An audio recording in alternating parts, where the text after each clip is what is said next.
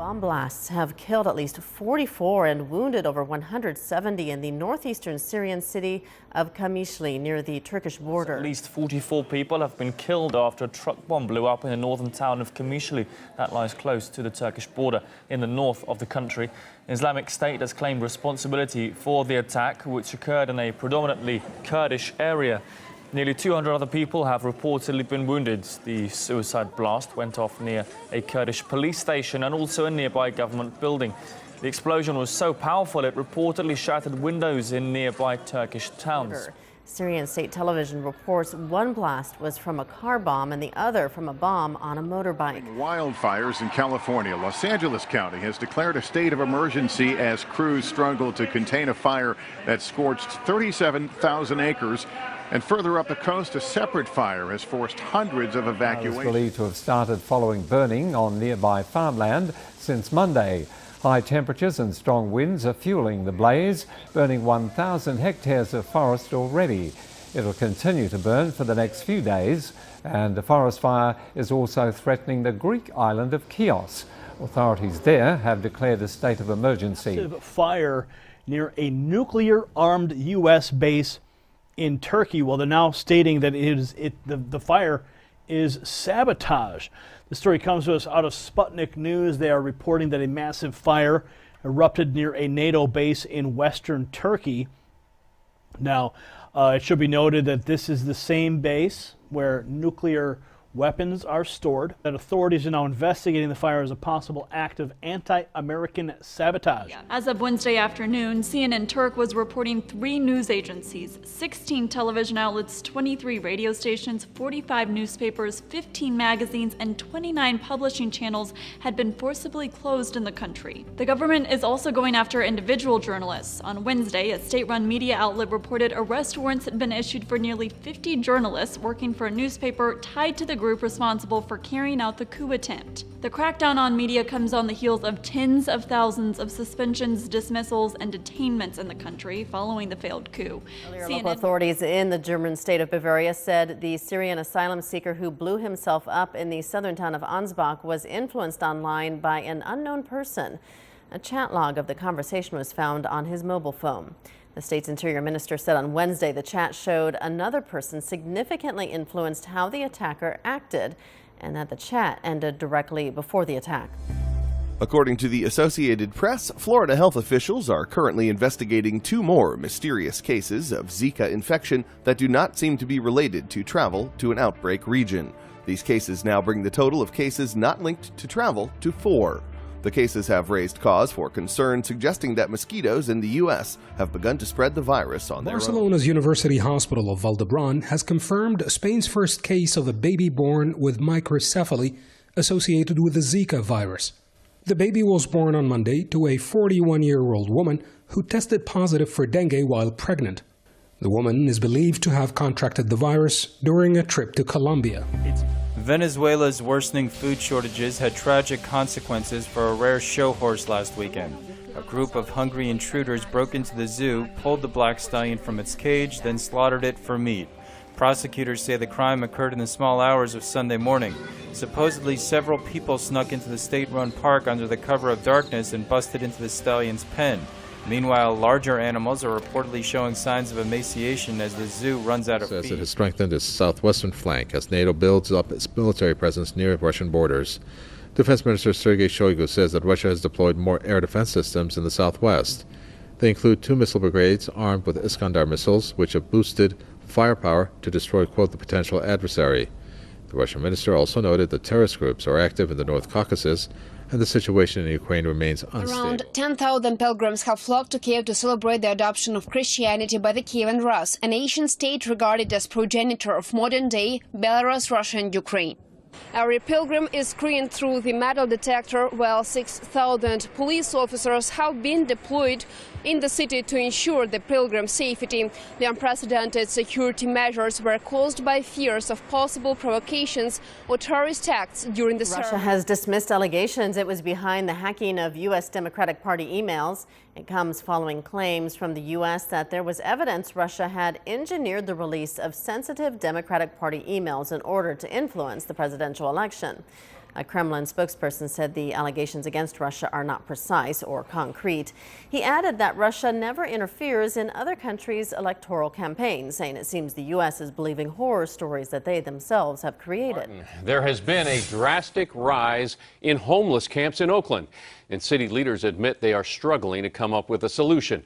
KPIX5's Phil Mateer is in Oakland, where some say the problem is actually a spillover from San Francisco. Phil? That's right. We're here at Jack London Square, which is the showcase of the new Oakland that they'd like you to see. Shops, people going around, businesses happening, tree-lined streets. But there's another side of Oakland that they're not so eager for you to see.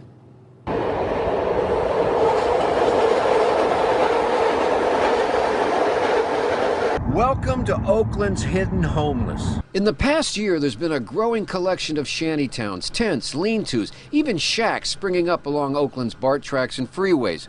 Most of it just out of sight of the city's booming downtown. You got an extra couple bucks? But sometimes it's right out in the middle of the street. Just go out on 85th and International. They take up half a city block. Yeah, Oakland is not unique in really struggling with the homelessness problem, but we recognize that this is not just a problem around shelter. It is a mental health problem. It is a substance abuse problem, and we have to ensure that we provide services, not just housing, to the people that are on our streets. According to The Guardian, a Wisconsin State Appeals Court ruled on Wednesday that two girls accused of trying to kill their classmate in an attempt to please the fictional horror character Slender Man should be tried as adults. The girls were 12 years old in 2014. That's when investigators say they lured 12-year-old Peyton Lautner to a park in Waukesha, about 20 miles west of Milwaukee, and stabbed her 19 times. She says she was targeted by a mob, dozens of teenagers storming a Rosendale convenience store and then clearing out the shelves. All of it took just a couple of seconds. And the whole thing was caught on camera, and you can see that the teens rushed into the store, grabbed what they could, and then just ran away. Tonight, police are trying to figure out who all the suspects are, and the store owner who was working that night is speaking out. Let's get right to Paul Burton, who's live in Rosendale with the story. Paul? And Paula, that owner tells me she's been robbed at gunpoint before, but nothing compares to the sheer terror she experienced when all those teens rushed into her store and wreaked havoc. Tonight, she has a message for the teens and their parents, and she wants police to find those responsible. I'm very happy I didn't get hurt. I got so scared, I didn't know what to do. I panicked. A brazen, heinous robbery by a group of teens caught on camera. Watch as they storm into this Alpha convenience store on Washington Street in Roslindale, terrifying store owner Gloria Mantis. Stormed in the store, grabbing their hands on anything they can get, drinks, ice cream, candy, anything they could get on. It was full packed of kids in here, 20, 25 kids. Gloria says she was getting ready to close the store for the night when a whole bunch of kids, who the owner says may have come from a party nearby, came rushing in. You can see her trying to gain control of this flash mob teen robbery. But potent ticks responsible for a growing number of Lyme disease cases in our area. CBS 2's Dave Carlin reports from Larchmont. For kids across the Northeast, summer camp season can mean tick time. Ticks do scare me a little bit. According to the Centers for Disease Control and Prevention, 300,000 new cases of tick-borne Lyme disease are diagnosed annually in the U.S., and it's a more than 300% increase over the last 20 years.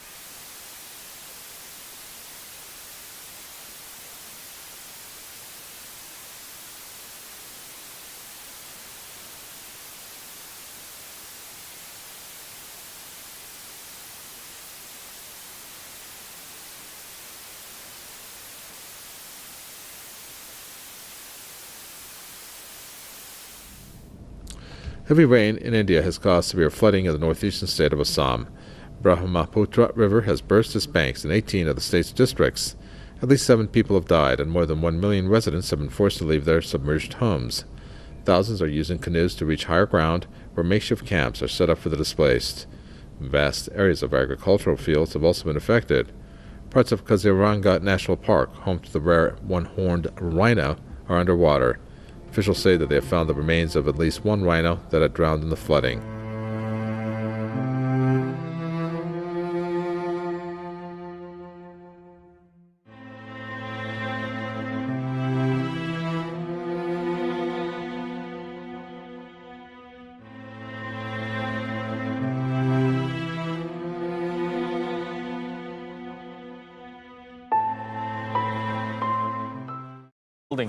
The explosion was so powerful it reportedly shattered windows in nearby Turkish towns. Syrian state television reports one blast was from a car bomb and the other from a bomb on a motorbike. Wildfires in California. Los Angeles County has declared a state of emergency as crews struggle to contain a fire that scorched 37,000 acres and further. There have declared a state of emergency. Fire near a nuclear-armed U.S. base in Turkey. Well, they're now stating that the fire is sabotage. The story comes to us out of Sputnik News. They are reporting that a massive fire erupted near a NATO base in western Turkey. Now, up the coast, a separate fire has forced hundreds of evacuations. It's believed to have started following burning on nearby farmland since Monday. High temperatures and strong winds are fueling the blaze, burning 1,000 hectares of forest already.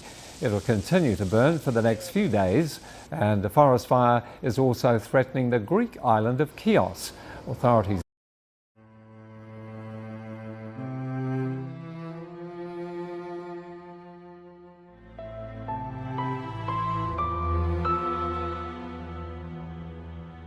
Bomb blasts have killed at least 44 and wounded over 170 in the northeastern Syrian city of Kamishli near the Turkish border. At least 44 people have been killed after a truck bomb blew up in the northern town of Kamishli.